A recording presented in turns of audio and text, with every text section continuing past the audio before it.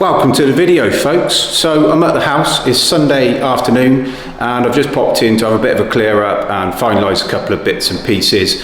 I've just had the bay window lid put on, which finally arrived, and I've had the porch put on. So I'll give you the grand tour and give you a bit of an update. The stairs are finally in, they look fantastic. I did want them to go in after dry lining because it's just a better finish. So let's have a quick look and see where we are, shall we? So the bay window is now in and the canopy is on, which is absolutely perfect. Really good fit. My weep holes positioned perfectly just outside the canopy, and my tray across the top is also in a perfect position. So if you want to know a little bit about lead trays and stuff and bay windows, check out the other video I done last week, and there'll be a link on the display. But big shout out to Malmesbury Windows, Ben at Malmesbury Windows, who done all the windows and the door. Fantastic, great service, great price, great product as well, more importantly. The door, I absolutely love my front door. It's amazing. It's like two doors, so the bottom opens on its own, top opens on its own, etc. And I've had the porch put on, so I know it's white, but I'm just going to overclad it with the same fascia and soffit that I've done on the garage as well. So the garage has now been struck and the leads are in. Perfect. Thanks to the chippy who done a guide for me. The leads worked out absolutely amazing and, you know, inch perfect. So big shout out to Terry for that, who got on spot on. So let's have a little look inside, shall we? So the stairs are in. There we go. So just let the camera adjust. So stairs are in. Again, I wanted these put in towards the end because it's just a neater job. You end up with a big gap down the stair string. If you're not careful, you can still see I've got a slight gap down here, but it can end up like you need to put quadrant in there or something like that. So stairs are in, stair protection is on, which I've done with my own personal hands. So now the stairs are on, we can build things like the bulkhead, which I'll show you when we get upstairs and things like that. So, but other than that, it's all plastered completely on the ground floor, apart from the living room where the bay window was, which I will show you shortly. So kitchen area, through into the utility room now on the left. So this is like kitchen dining area with the bifolds out into the garden. So this is all plastered. I've got a pocket door going in here, which is nice. My only regret for this house is the way I've done this bay window. So as you can see, these reveals just creep in too much for my liking into the actual window itself. So going forward, next build, if there's a bay window, I will square up the reveal rather than being squint. But it is what it is, I can't change it now, but it just restricts your view a little bit and you lose probably half a window. If I stand back here, you basically lose half a window of the two side ones. So, but you live and learn. So now the lid's been put on. Obviously I've got to dry this area out now. You can see some mold coming through and, you know, it's not been great. Probably gonna have to rip that off, redab it.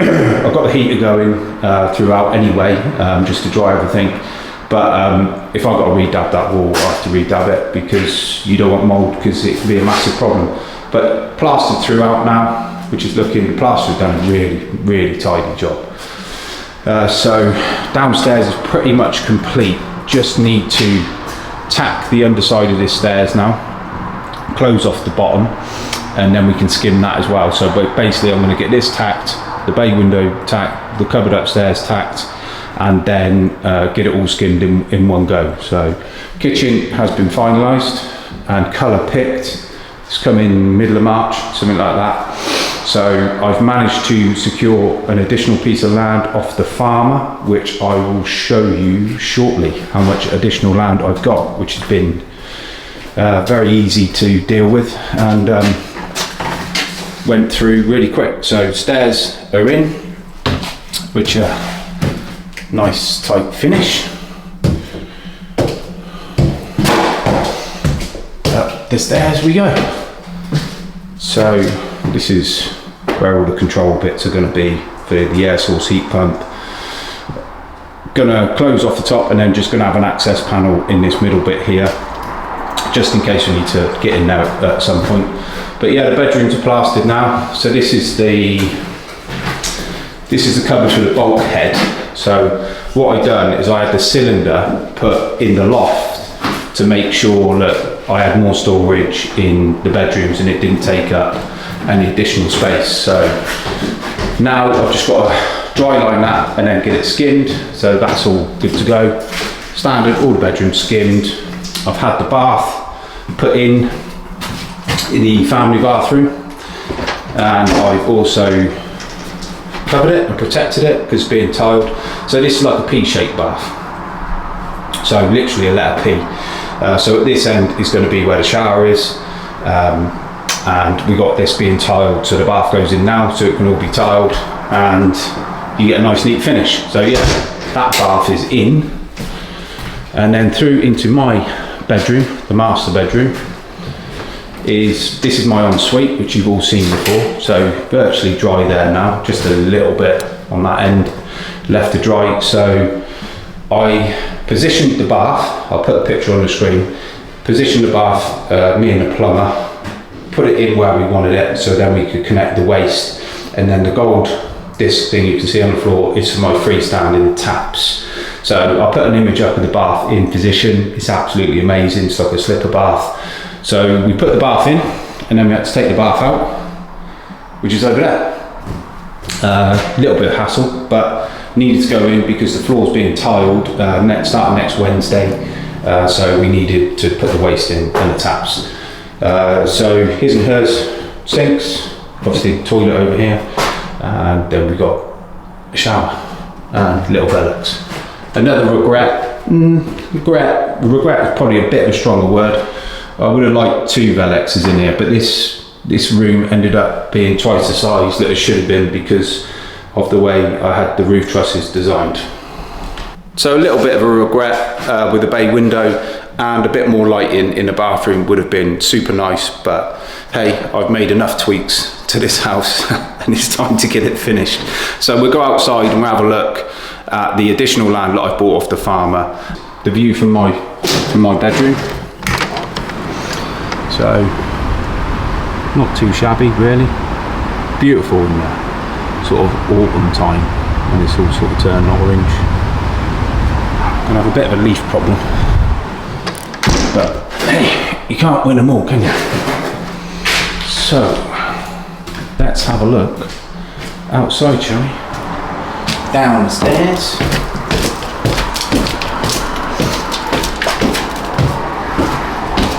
Right, so I'll show you the additional land that I bought off the farmer now, which is all in legals and going through at the moment. So not technically mine, but we've agreed a price and stuff.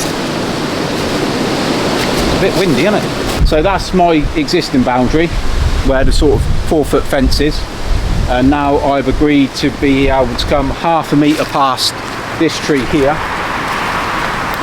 So I end up somewhere about here, basically in a straight line, all the way from the back of the plot to the front of the plot. So a significant amount of land, which I've managed to secure.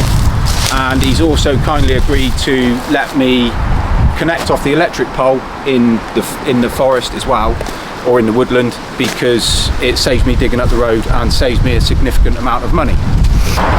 So I ended up with about a quarter of the size of the plot. Again, I'll stick the conveyancing drawing up on screen so you can get a bit of a feel for it, and it really has opened this up, because I had about 900 off of here, which wasn't great. Put the fence post in, it wasn't great, but so kindly agreed a good deal, favourable price, and got it done nice and quick.